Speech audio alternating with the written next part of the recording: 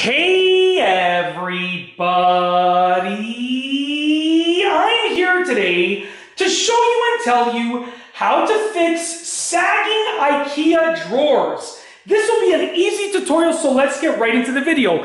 As you can see right here, I have an IKEA dresser, okay? Now I will say IKEA cabinets, IKEA dressers are amazing, okay? I have basically never had one that has had a sagging drawer, but I have seen it happen before, so I figured that I would make a video telling you how I would try to fix it if that was the case, okay? So this is my daughter's, my eldest daughter's dresser. At the time of me filming this, we've used it for about 3 years, give or take, and we're now switching her dresser to a different IKEA dresser, so I'm using this in the garage. But just to show you, after 3 years, changing the clothes every so often, because as they, when they're very young, when kids are very young, we use this basically from when she was born to roughly when she's just over 3 years old right now. At the time of me filming this, she's about 3.5, so 3.5 years we've been using this. You have to change the clothes very often when they're young, because you have 0 to 3 months, 3 to 6, 6 to 12, 18 months, 24, blah, blah, blah. So we use this a lot. And just to show you, when I remove the drawer over here, you're gonna see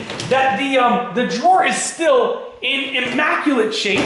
It is not sagging at all, okay? But I figured that I would show you how I would fix it if I did have an IKEA sagging drawer. So I got some notes over here in my pen. I'm gonna flip the camera screen out and I'm gonna see what you're seeing. So essentially, with this, we're looking at the underside of the drawer over here, okay? The first thing that I would do is I would see if your metal piece, let me bring the camera closer like this.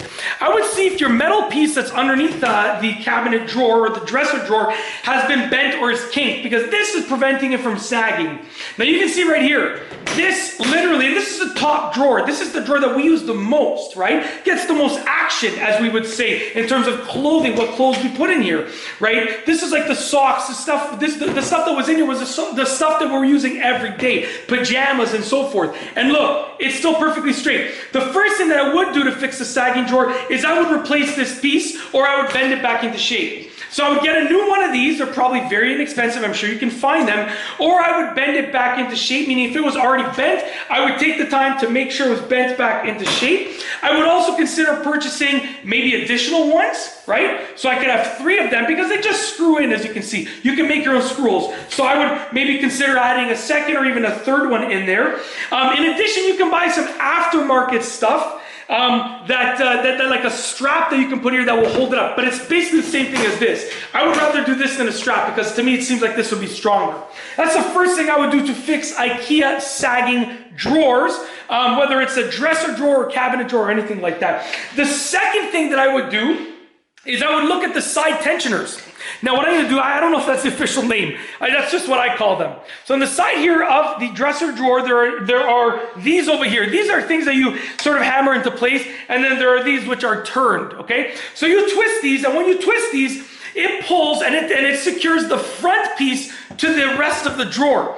If these are loose, that front piece is going to be loose. And essentially, if you see right here, the bottom of the drawer slides into the front piece and sort of hooks in here. Okay, it's gonna stay all here because there's like an overlap here, but it slides into the notch here.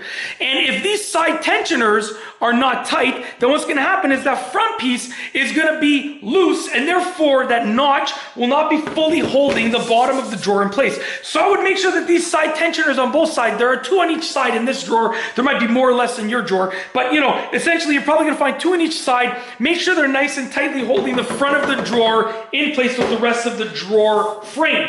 Okay, the third thing that I would do, and this will be my last option, I'm going to go to the other side, is I would get a shim, and I would use a shim to hold it in place. So this is a shim. Now this is a pretty big shim. You can get ones that are much smaller, right? But you can cut this down to make it smaller as well.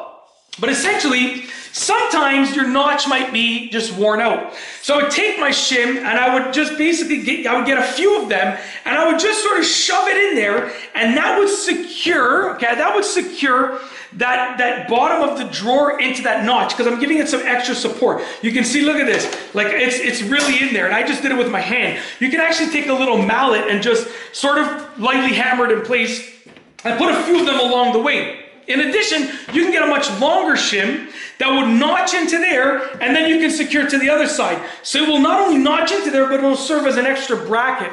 But that's essentially how I would fix IKEA sagging drawers. Now, like I said, I have never had any of my IKEA drawers sagging. We own like, I don't know, maybe 12, 15 dressers at this point from IKEA, along with other TV stands and stuff. Like probably 80% of our house is IKEA furniture, and it has never let me down. But I do know that, you know, at some point, depending on how much weight you put in it, your drawers might sag. Any drawer might sag. That's how I would fix it, and that's it. But like I said, you know, props to IKEA. They like build amazing furniture. At least the furniture that I've got, I've had not a single issue with any piece of furniture that I've gotten from IKEA. So I love them. Honestly, IKEA, you guys are interested, you want to do yourself-er YouTuber to make some assembly videos, some tutorials, some installation, reach out. Let's make this happen, okay? Let's go. I love you guys already. Let's make it happen. But that's it for this tutorial. If you like this video, please be sure to give it a thumbs up. Let me know what you think down below as a comment. And of course, be sure to subscribe for more great videos just like this one. And that's all I have for you today. Thanks for watching.